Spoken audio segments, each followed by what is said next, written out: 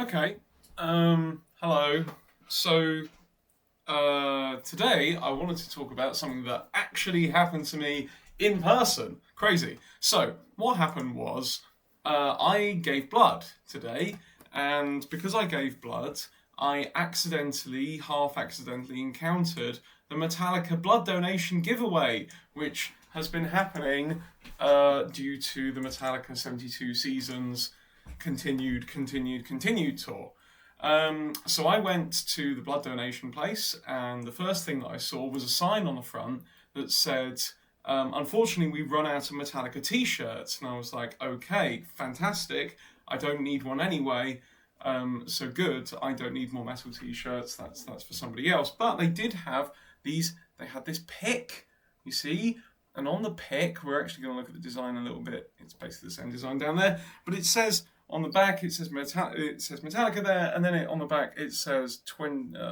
Come on, mate, focus, please. Yes, indeed, we got there so close. 2026 blood drive is what that says. And so this is very interesting. And here's our design. We've got a Cthulhu type buddy. Squeezing lots of bags of blood, and we have a heart-shaped thing in the center, obviously to remind people of what they're doing. And if we go further down, or if we find a little bit more, because I wanted to point at one. Yeah, the Welsh one was quite good, but you'll see, there's a few news articles here, and I believe so the NHS have really got on this. When I went in, the nurses said that they'd done some tie-ins with media products before, like films. They did one for Wakanda Forever, for instance, but that was quite a focused campaign. They told me that they were focusing on like African British communities and so on, because those groups have sometimes require particular blood types, and so on and so on. So they were doing a drive towards a particular community. This is not that. This is for everyone, and is the biggest. Well, everyone is broad metal fans, but lay people perhaps. They're not targeting a specific community in this on medical grounds in the same way. And also, what's happened here? I thought we were gonna. There was some puns that I wanted to show people. But that's great. We have something from Metallica themselves, talking about things. But anyway, so I thought this was very interesting, that this was the biggest campaign that the NHS has ever done with a media property. It's also the first one they've ever done with any musical act. And why Metallica? Why metal? This is what I'm interested to kind of talk about. So I think the first thing that I wanted to hit on, of course, is that blood. Obviously, metal, blood, they go together. That makes a lot of sense. Thematically, they're well aligned. It's not ridiculous to imagine those things. And maybe another music genre less focused on blood and guts might not be so appropriate. But then there's also the question of popularity. Metallica are the biggest metal band in basically in the world in terms of sales volume. Maybe AC/DC have sold more albums overall, but also a lot of people would say maybe AC/DC aren't metal. I think they are because they were, and that's good enough for me. But that's not the point. It was Metallica. And Metallica, notably, as seen here, there is a charity connected to Metallica already. So maybe Metallica have a particularly good corporate social responsibility program compared to some other bands. You know, I know that, for instance, Iron Maiden are well known for their business ventures. I'm not sure if they're so well known for their charitable donations, or maybe perhaps, and this is me getting very cynical, here. Maybe what happened was that last year the Black Sabbath Back to the Beginning show happened. Obviously, one band who were not actually present at the this actually did Metallica there? No, let's put a pin in that before I say something really stupid. Were Metallica at Back to the Beginning?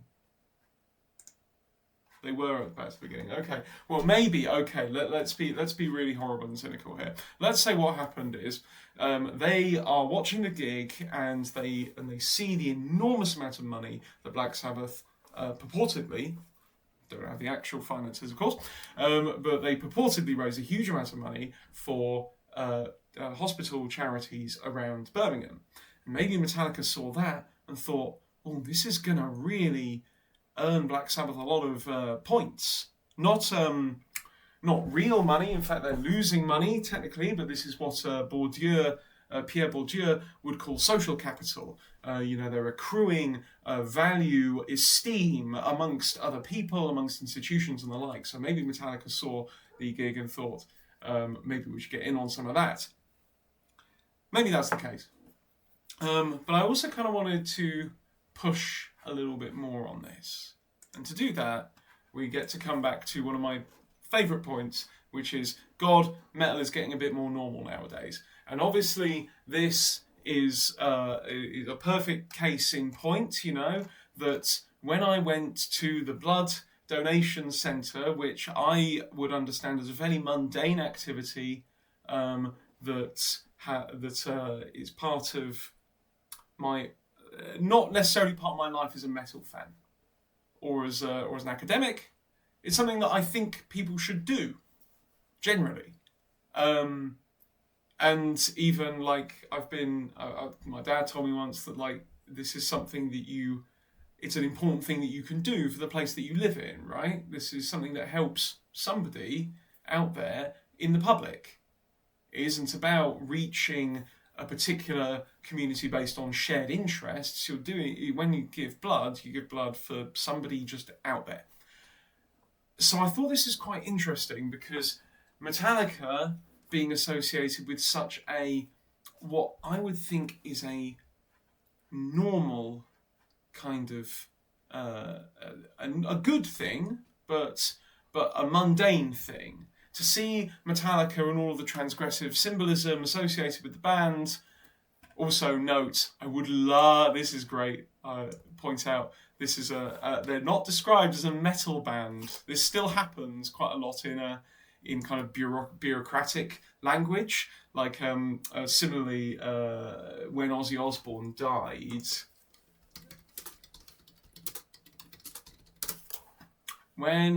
Osbourne died, he got an obituary. Yes, exactly. So the obituary from the BBC for Ozzy, they still called him in the headline a rock artist, not a metal artist. There's still this kind of tension over calling things rock versus metal. Here, despite the name that the band is called fucking Metallica, they still call them a global rock phenomenon. I thought that was quite, that's notable. But so I went in and it was normal event, but they got the pics. And one of the nurses was wearing the shirt. Fine, good, keep the shirt. And then I saw somebody come through the door who was wearing a Slipknot shirt. And we had a chat, and that was nice. And it was his first donation. And so this is the immediate benefit of such a campaign, right? That somebody who has never donated blood before was reminded to do so. But again, to return to I think this is something that is fairly mundane as a procedure. It could apply to anybody.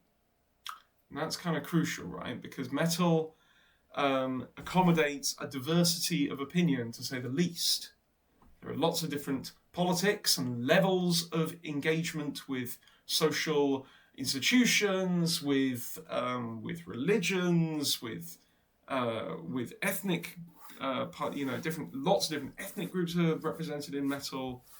It's very, very broad, and there are lots of arguments, lots of contentions between groups of fans, actually. But this is the thing, maybe donating blood is something that basically everyone can agree is good. And that works quite well for a metal band who are trying to do something which is socially responsible. They're trying to get involved in doing so, they're trying to show that they have something to offer the world beyond making riffs, and so they've already got, we've already got the charitable foundation, so they're clearly making all within my hands. So they're clearly making some effort towards this, but the thing that they alight on is something which actually is not rebellious at all or transgressive. In fact, donating blood, I think, is something which would not draw many arguments from many people. I think most people, barring Jehovah's Witnesses, of course, whatever, most people would agree that donating blood is a good thing, almost unambiguously. There's another angle I kind of wanted to think about as well, though, which is the level of effort that you have to put in to donate blood. Now, donating blood takes about an hour. You get a biscuit. Sometimes, if the campaign is right, you also get a free guitar pick. You get a biscuit. You got to sit there. It takes, the whole process is about an hour.